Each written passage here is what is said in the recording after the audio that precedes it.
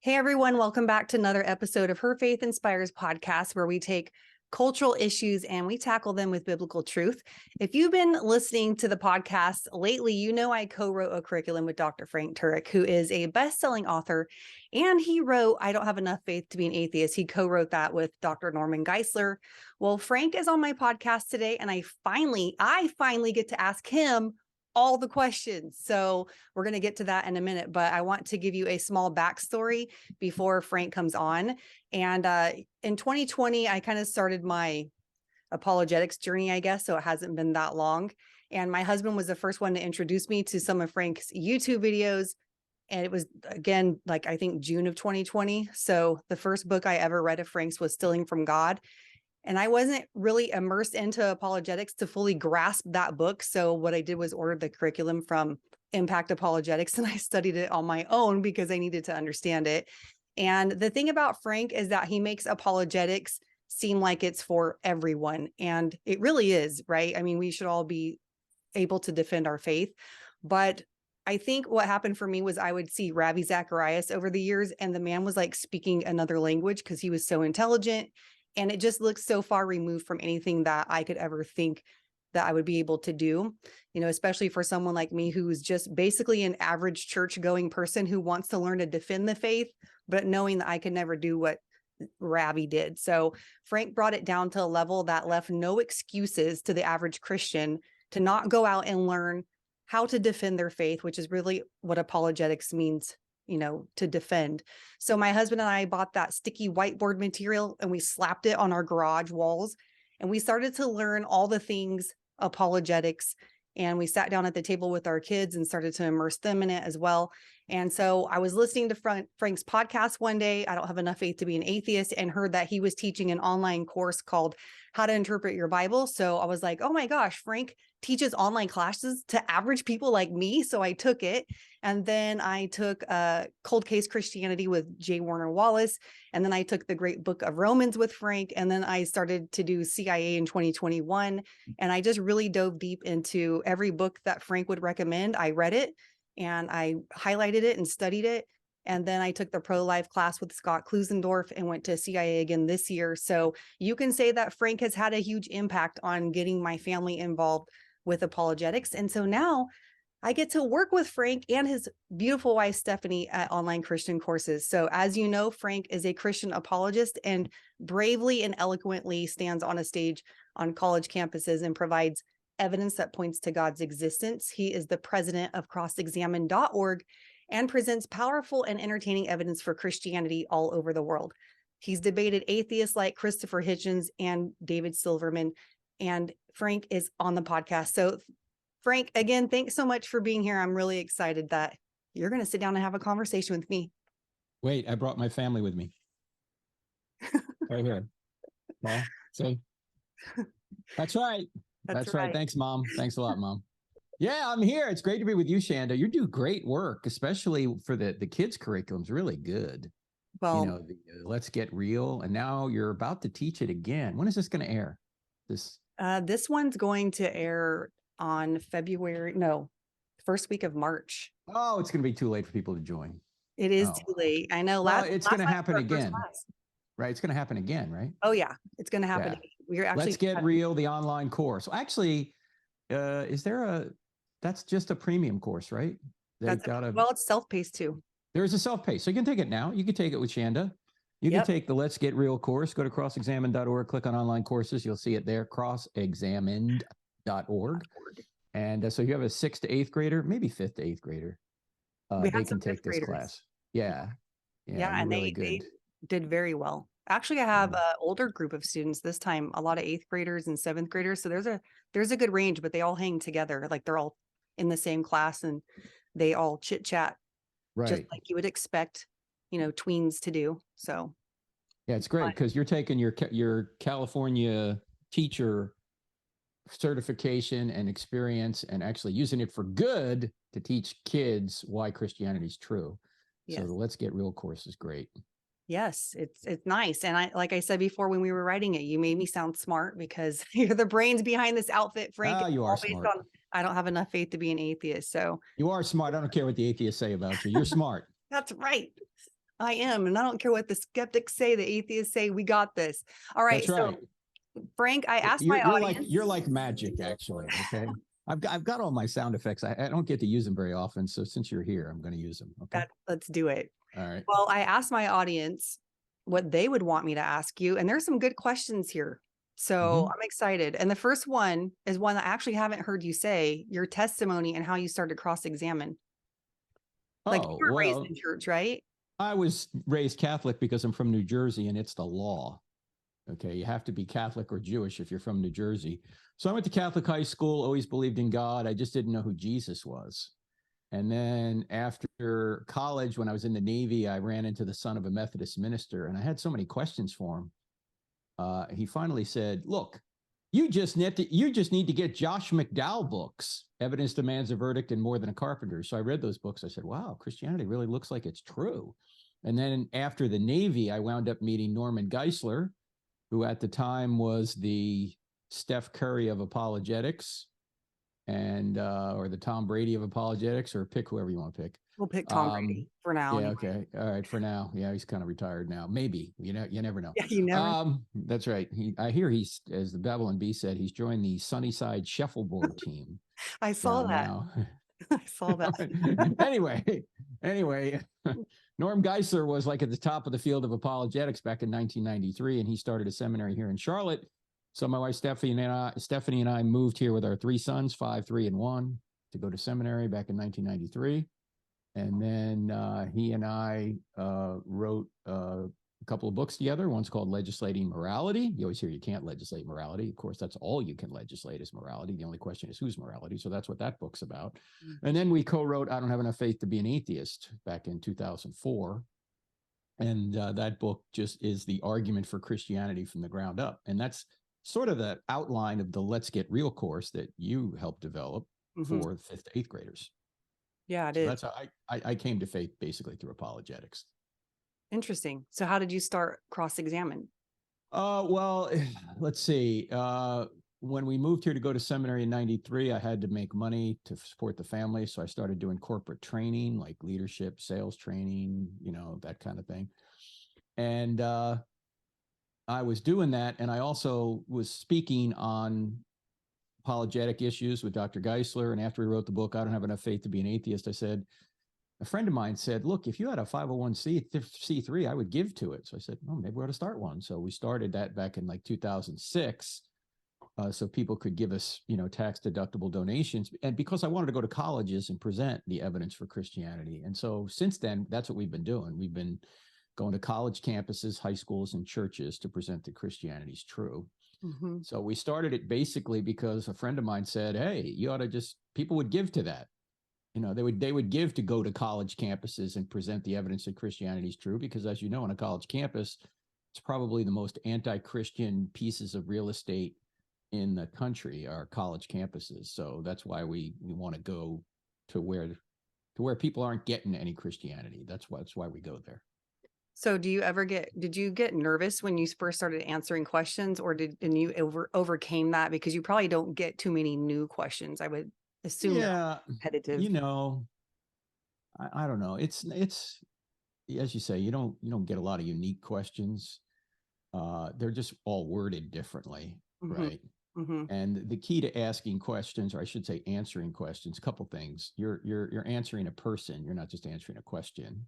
And the second thing is you always want to ask questions about the question to uncover the assumption behind the question.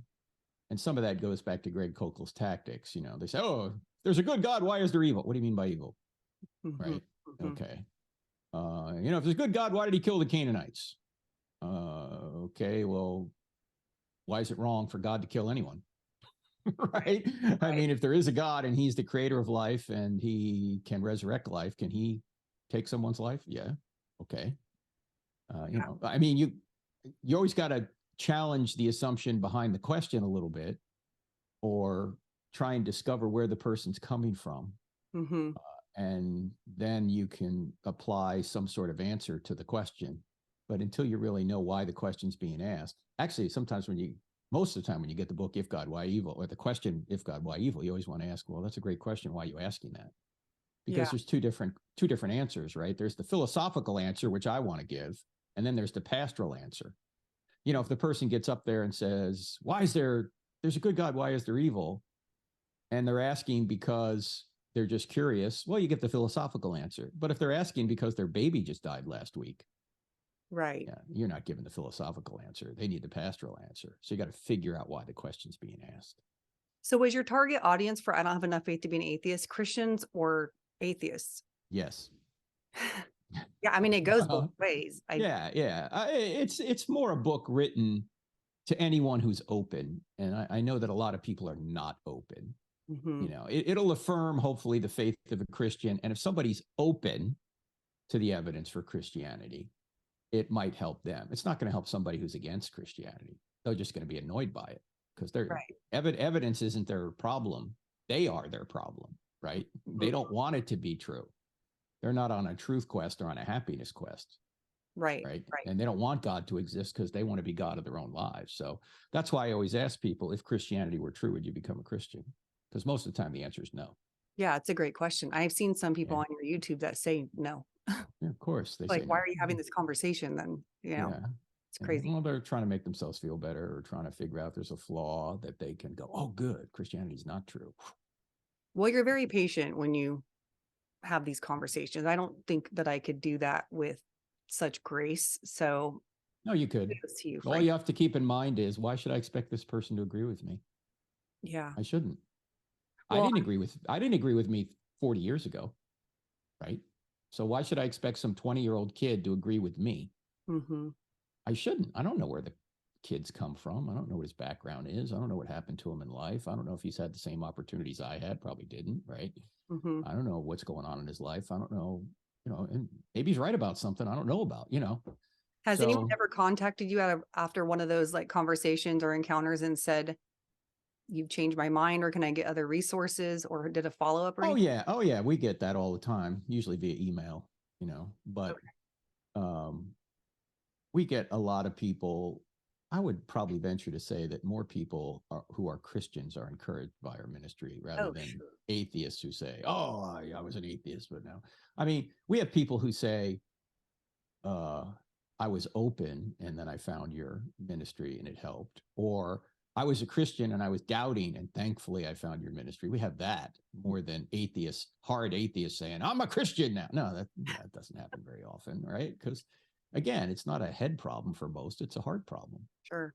You don't want it to be true. I mean, I believe that if you are open and you're seeking the truth, eventually you're going to wind up at the foot of the cross. Yes. If you're not open, doesn't matter what you do. You're never going to, it's going to go your own way. I'm glad you said that, because I'm getting ready to write something about being open-minded and closed-minded. Just because I think that's a lot of people say Christians are closed-minded, but in reality, they're not. Because in order to arrive at a belief by examining other beliefs, you have to be open to looking at all possibilities that lead you towards the truth and then coming to a final conclusion. So I think that's one of the things why Jesus often told the people in the Gospels to not be hard-hearted, because that hard-heartedness closes your mind because you can't see, you can't hear spiritually. But people will accuse Christians of being closed-minded, and in reality, you can't be closed-minded in order to accept that an invisible God exists. So no, you have to be open to it. Right. Now, there's a difference between being open-minded and empty-minded, right? The difference. I mean, some people choose to be empty-minded. They don't even care. They're what we call atheists, right? They don't care. And there are times when you can close your mind around truth and not question it anymore. Like, do we question that there's gravity? Mm-mm. No, we're not open-minded to someone comes along and says, there's no gravity. No, everyone goes, okay, okay. I'm going to close my mind around that. Yeah, there is gravity. I don't need to do any more research. I know it exists, right? I don't need to do any research that my wife exists or my kids exist, right? Okay. I can close my mind around that. I can actually close my mind around the idea that there's an uncaused first cause. I don't have to be open that there's no uncaused first cause. Sure. Because none of us would be here if there wasn't an uncaused first cause, if the law of causality applies. Right. If you're going to deny the law of causality, you might as well just deny science, because that's what science is built on, cause and effect. So, but there are other things that, you know, you could be open to the fact that, oh, maybe Christianity isn't true. You know, for example, if somehow they found the bones of Jesus, or they figured out that Jesus didn't rise from the dead, well, then Christianity is not true. Right. No matter what you think about it. Yeah. But there are many truths you can close your mind around and go, okay, I'm done, move on. Exactly. I agree. So here's a question for you. I think this one's pretty easy. Somebody says, what book do you recommend for a newly saved, unchurched young person to help with the basics of the faith? Wow. Well, it's always good to start, in my view, with Mere Christianity by C.S. Lewis, just to give them kind of a grounding, especially the first part of Mere Christianity, because that deals with, you know, the moral law and how there's a grounding to right and wrong, and it comes from God's nature ultimately. Greg Koukল's written a newer book that's sort of like Mere Christianity called The Story of Reality. That might be a good book to start with. I mean, if you're just talking about, you're not talking about the evidence for the faith, but you're talking about the essentials of the faith. Is that what you're saying? They said specific basics of the faith. Yeah. That might, you know, Michael Heiser wrote a book called What Does God Want? They might like that. I don't know. What do you recommend? Well, I always also like, they need discipleship, obviously, if they're new to the faith. So I recommend reading the book of John, getting acquainted with Jesus, you know, and the gospel specifically. And then one of the books that you recommend too. But what about the online course? I think they have, isn't it coming up with you and Jim and Elisa, the essentials of the faith? Or no, that's just my class called the Essentials of the Faith, or the I think we call that, let me get the exact title of it because I forget the title myself, but it's a book about life's compass, the essentials of the faith. Life's compass. Yeah, like where does life point? What's it all about? And so that's what we cover in the online course. It's not a book though; it's a course. They're asking for a book. Right. But that might be.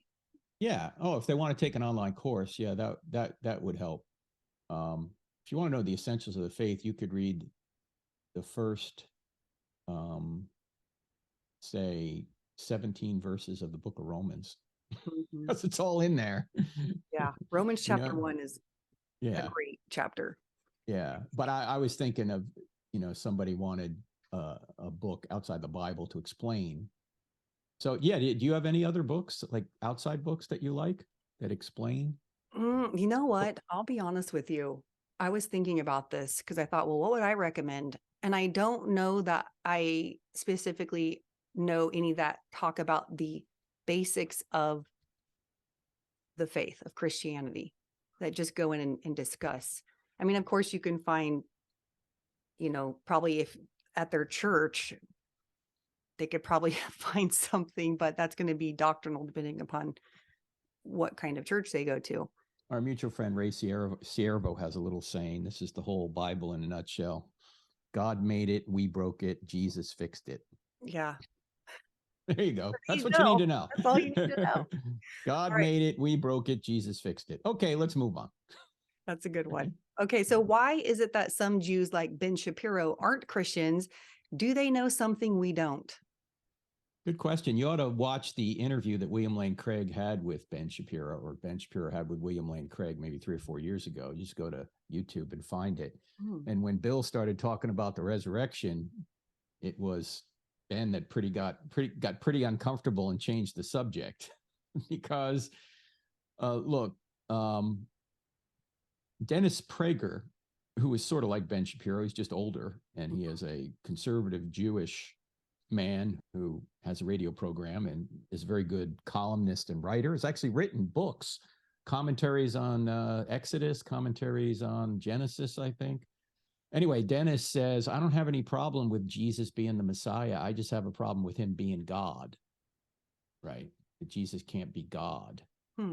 So I would, if I had a chance to talk to Dennis about it, I would say, well, there's God figures in the Old Testament that show up as human beings, right? Like, for example, the guy at Jericho right? That seems to be a pre-incarnate Christ. Or Isaiah 6, where Isaiah goes into the temple and sees the Lord in the temple, like a physical manifestation of the Lord. Of course, the Gospel of John says that was Jesus in the temple. So in fact, there's places in the Old Testament, and Michael Heiser talks about this quite a bit, called the two Yahwehs. Like Judges 6, there are two Yahwehs. There's the angel of the Lord and Yahweh.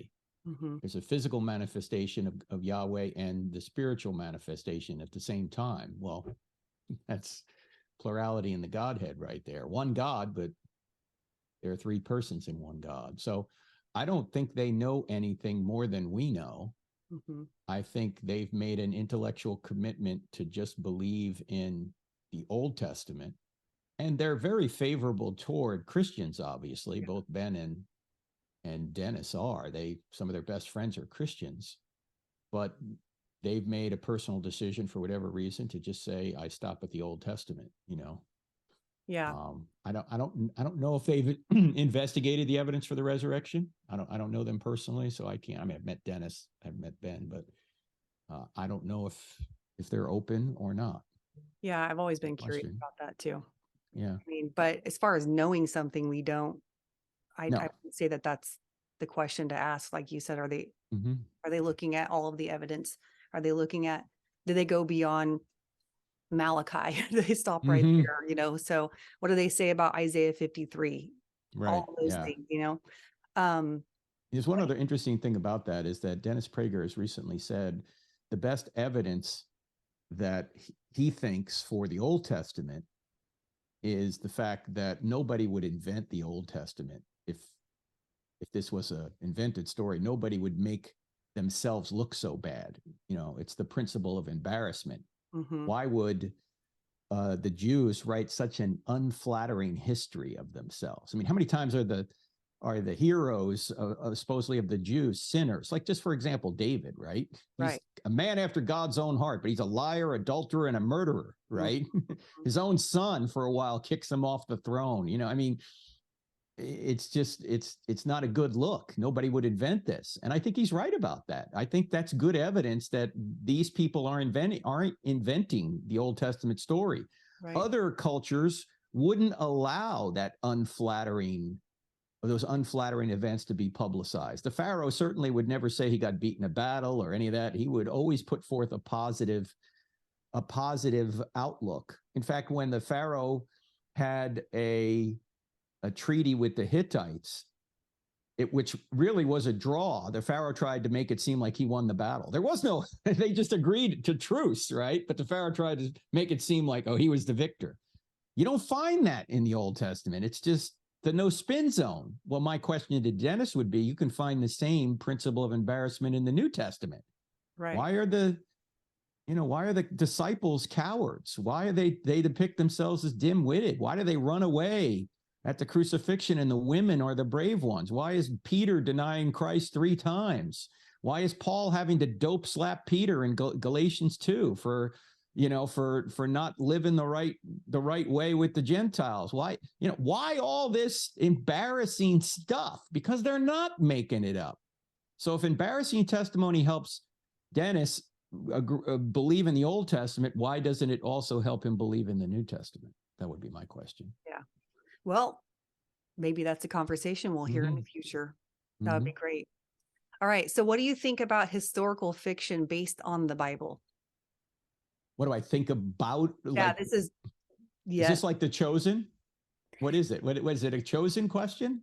Well, I think they didn't specifically say The Chosen, but I have heard a lot of controversy going on around that. So let's say it pertains something to The Chosen, because The Chosen, he even admits, the producer and the writer was like, we obviously don't have everything, all the details to fill in. So they fill them in the best they can. So I'm not the right person to ask because I've only watched 2 episodes.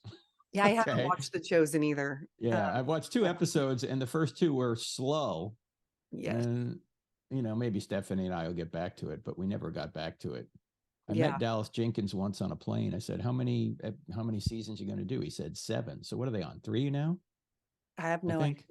I don't know. People love it. I would just be concerned, like anything, to be sure that when you're seeing things on The Chosen, that you check them against the Bible, because a lot of what's said there isn't in the Bible. Doesn't mean it's against the Bible. It's just not in the Bible.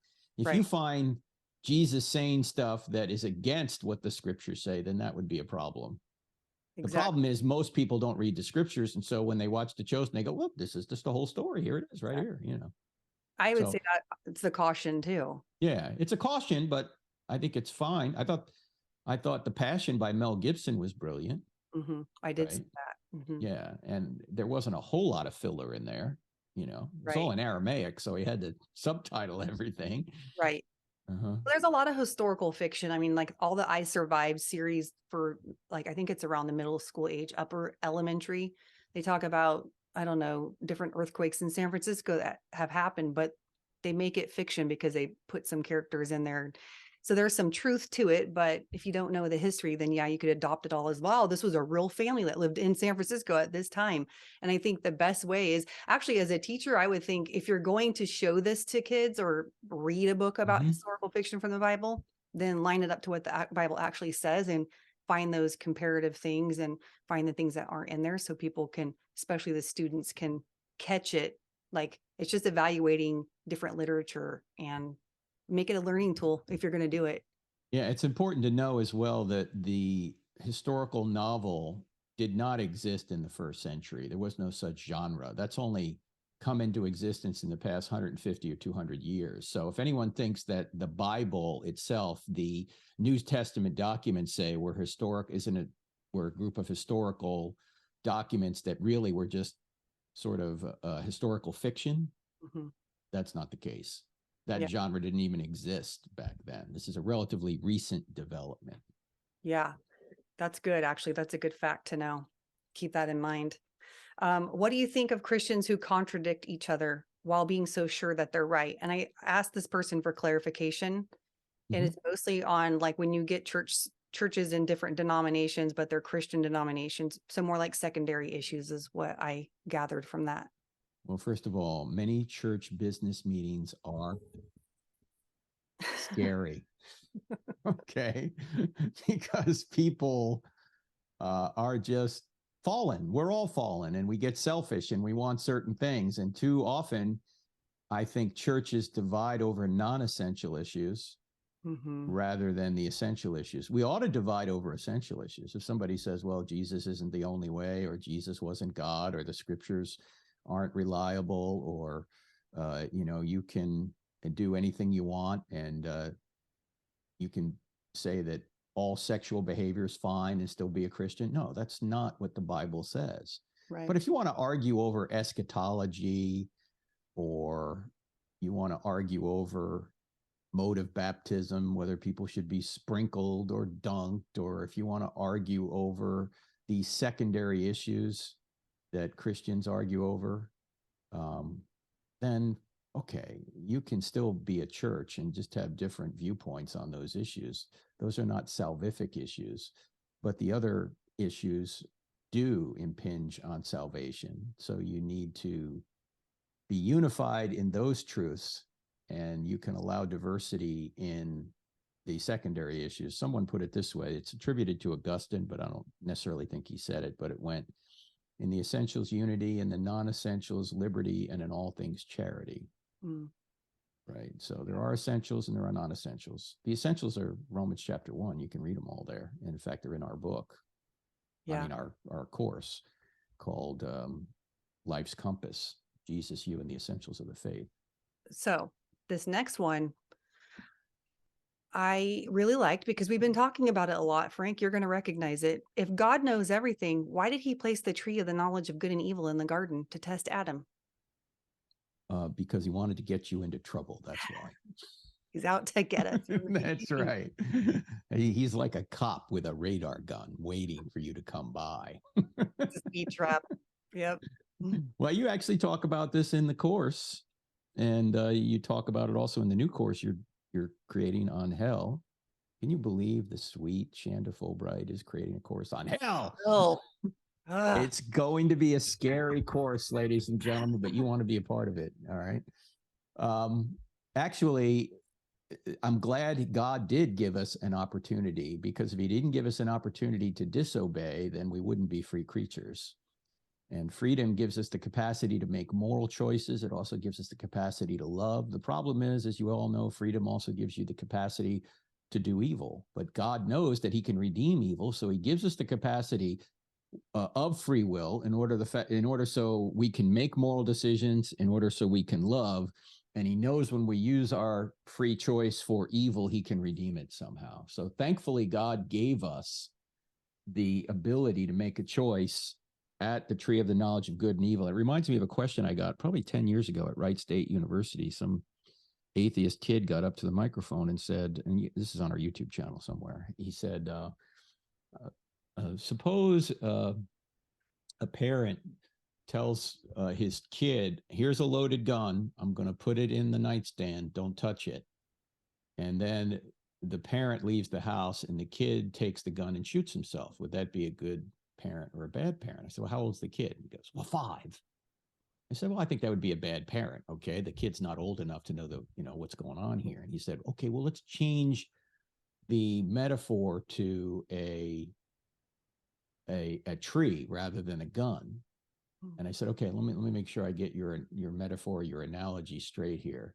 So in your analogy, the parent is supposed to be God and the child is supposed to be us, and the gun is supposed to be the tree. He goes, yeah, that's right. So I said, okay, well, suppose that the father, after he comes home and finds the child dead, that suppose the father has the capacity to resurrect the child.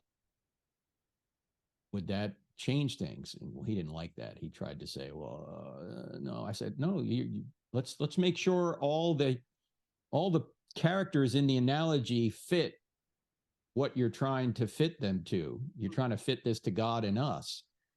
The father does not have the capacity to resurrect the child, but God does have the ability to resurrect us. So if he gives us the capacity to shoot ourselves, yet he can also resurrect us, and he gives us the choice as to whether or not we want to be resurrected, is he wrong for doing that?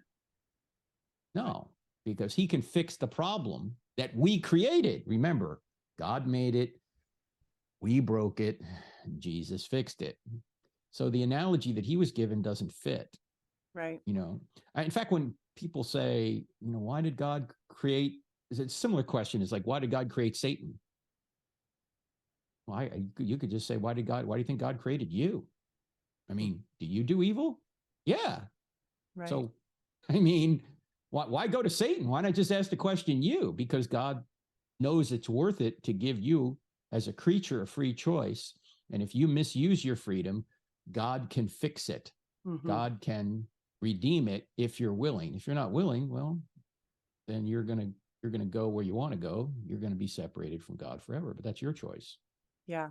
I think there's also, when people ask that question, they're looking to, I'm not saying this person who asked this is this. I think it's a legitimate question. Sure. Why would God put the tree of the knowledge of good and evil if he knew that they would eat from it?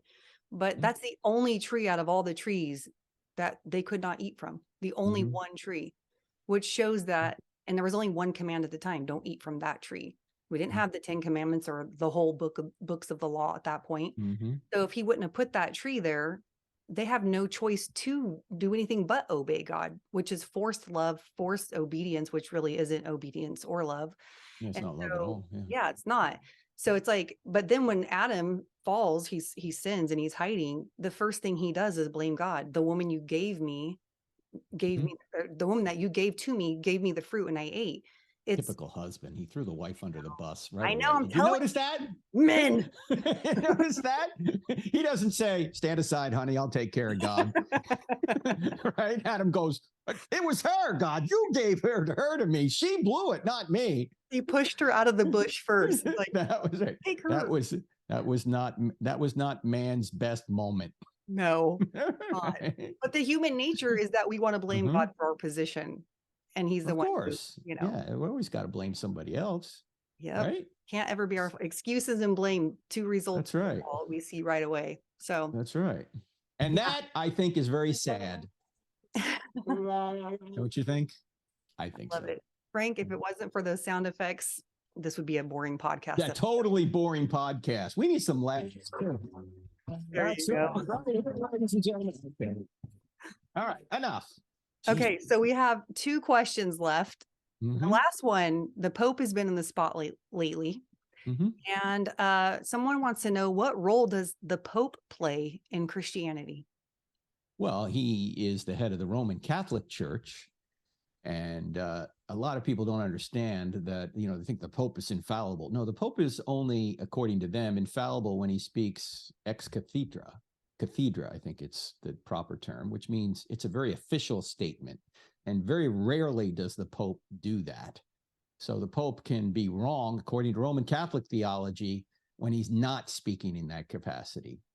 So it's just a hierarchical organization, the Roman Catholic Church is. And of course, you have a Pope, you have cardinals, you have bishops, and you have priests and all that. And one of the things that caused Luther to rebel and want to reform the Roman Catholic Church is because one of their priests was going around trying to convince people to give money to build St. Peter's Cathedral. And if they gave money, the person's mother's soul would pop out of purgatory, which is another teaching of the Roman Catholic Church that Protestants don't share, that there can be this intermediate state between here and heaven.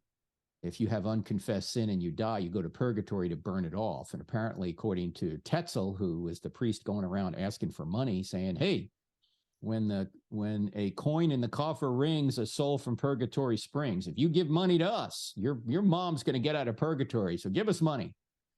And then Luther realized that was not biblical.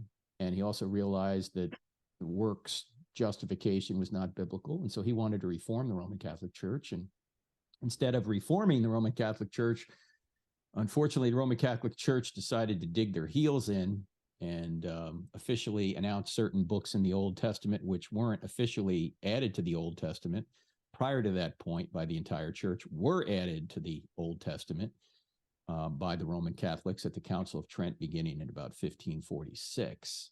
So Luther was 1517. That's when he tacked the 95 Theses on the wall in Wittenberg, Germany, that started the Reformation. Again, he wanted to reform the church. He was a Roman Catholic priest himself. He didn't want to break away, but he wanted to reform it. And the Pope and others dug their heels in and said no. So the Pope is just the top authority figure in the Roman Catholic Church. The Eastern Orthodox Church does not answer to the Pope. Protestant denominations do not answer to the Pope.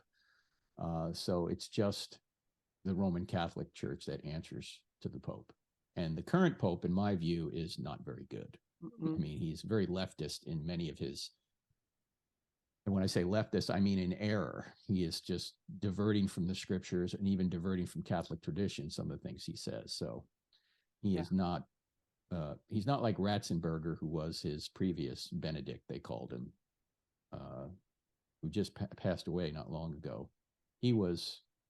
Ratzenberger was the theologian for John Paul II, who was a very charismatic pope who lived in the last generation.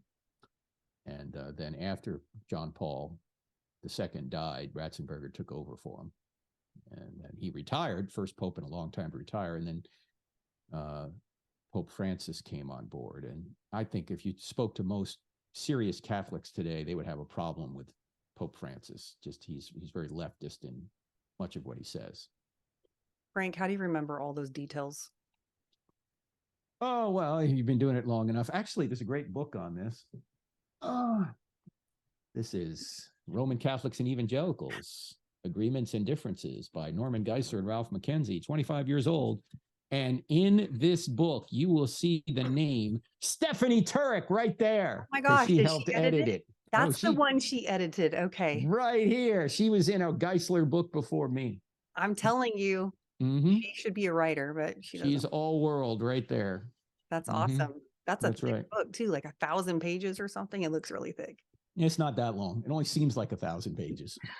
It's from here. Yeah, what is it? It's the 500 or so. Yeah. Oh, only half of that. But if you want a good book that even Catholics have endorsed, where to say Protestants and Catholics agree, where do they disagree? How can we work together on the areas we do agree? It's a good book. That's interesting. So there you go.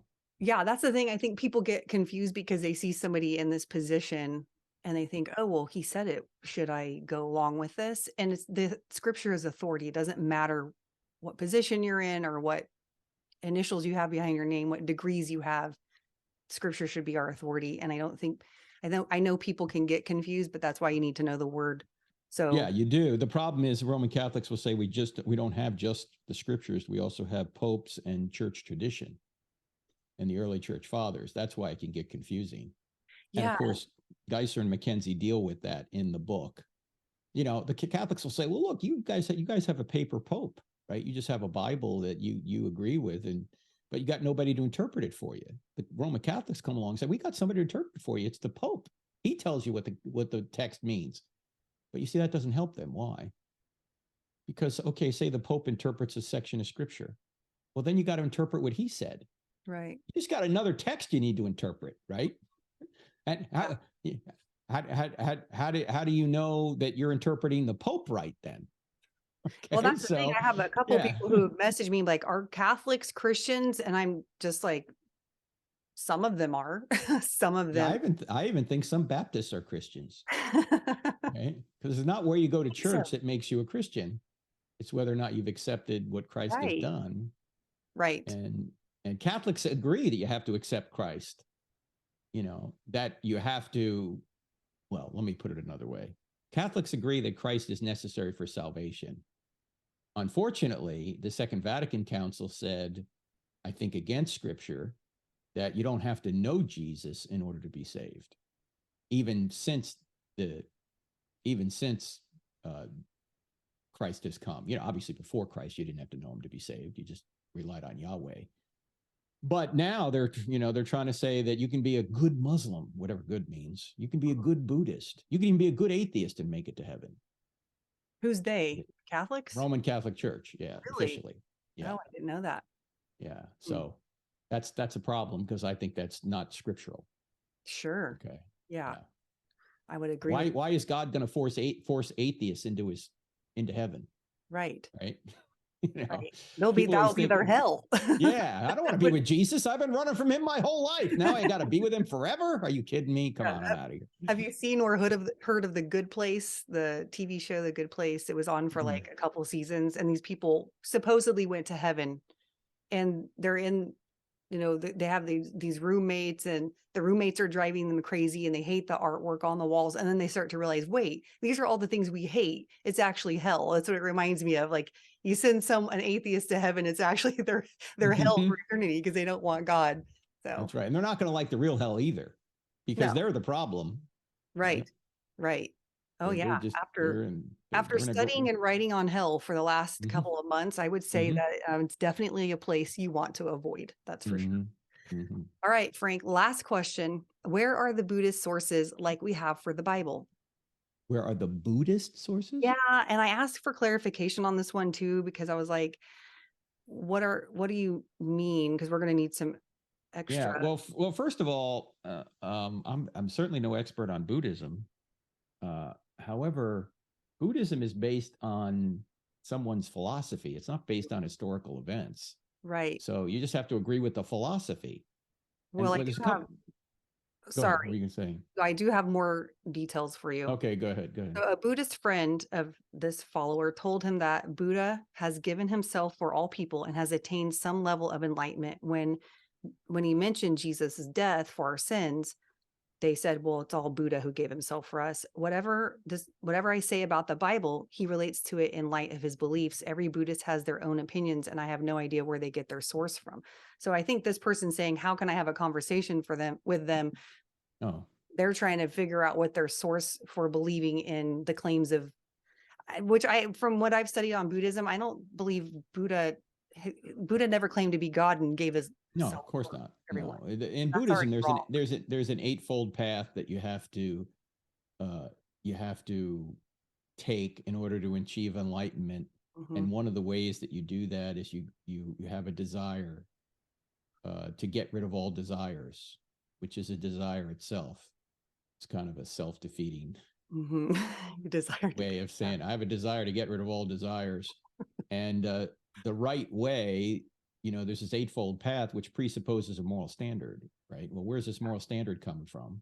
Because some Buddhists are atheists, others believe in God. It depends on what kind of Buddhism you have, but you would need a moral standard in which to say these are the 8 things you have to do in order to achieve enlightenment. But again, it's not based on historical events. It's just the philosophy of the Buddha. And I think there were, well, I don't know all that enough about it, but I've heard Richard Howe talking about it recently, that there's a different source for certain Buddhist teachings than another. And so it's kind of hard to get your mind around as to what's actually being taught. And it might be that the people that you're trying to convince aren't really open to reason. You might ask them, if Christianity were true, would you become a Christian? They might go, no, I like Buddhism. See, because people take a functional view of religion rather than a view of religion as if it's true or false. They say, well, it works for me. It's functional. It's not, is it really true? Right? They're not thinking about religion as if it's true or false. They're thinking about, does it work or not work? Right. Okay. Which is, of course, a lie from the pit of hell. That's not really what it's about. Now, whether it works or not works is whether or not it's true. In fact, years ago, I got a question at a book table where some lady came up to me and said, do you have a book on Buddhism? And I said, why? Why do you want a book on Buddhism? And she said, well, I just have a friend who used to be a Christian and now she's a Buddhist. And I said, I don't know anything about your friend, but let me ask you a question. Did your friend recently start doing something that the Bible and Jesus would not want her to do? And the lady said, oh, yeah. Like she probably started sleeping with her boyfriend or moving in with her boyfriend or, left her husband or something, And I said, you don't need a book on Buddhism. She's not a Buddhist because she thinks Buddhism's true.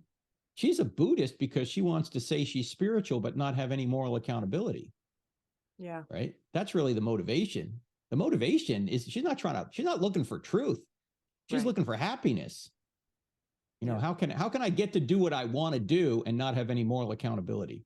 I can just say I'm a Buddhist, or I can just say I'm spiritual, but I don't believe in organized religion. What do you believe in? Disorganized religion? No, what do you mean? I don't want to have anybody telling me what I can and can't do. That's really the issue, Shanda. That's what it is. You know that. Yep. That's good. Person asking the question, asking that, to think about it. It's not a truth quest. We're on a happiness quest. Yeah. Most people in America, I feel like, are. Right. So Frank, if somebody is listening to the podcast and they're like, I can't do what Frank does, get up on a stage and talk to these atheists and skeptics and debate people who might have all of these questions, but they want to be solid enough to be confident in their own faith and then maybe even pass it on to their kids or their family. Where do they start and what do they need to continue to do? Well, when we do our Cross-Examine Instructor Academy training, CIA, that you've been to, we just say, you've got to read these 2 books. One book I co-wrote called I Don't Have Enough Faith to Be an Atheist, and the other Tactics by Greg Koukl.